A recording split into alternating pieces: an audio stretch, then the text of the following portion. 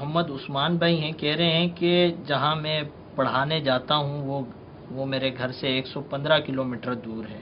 تو ایسی صورت میں وہاں قصر پڑھوں گا یا میرا روزانہ کا آنا جانا ہے یا پوری نماز؟ 115 کلومیٹر، اب ایک تو یہ ہے کہ ان کے گھر سے لے کر وہاں تک 115 کلومیٹر، جیسے اب کراچی شہر ہے، یہ بہت بڑا شہر ہے، تو 20-30 کلومیٹر تو اس میں شہر کے اندر ہی آ جائیں گے۔ تو شہر کے باہر سے اگر یہ 115 کلومیٹر ان کے بنتے ہیں تو سفر میں جو نماز ادا کریں گے یا وہاں پہنچ کر جو نماز ادا کریں گے تو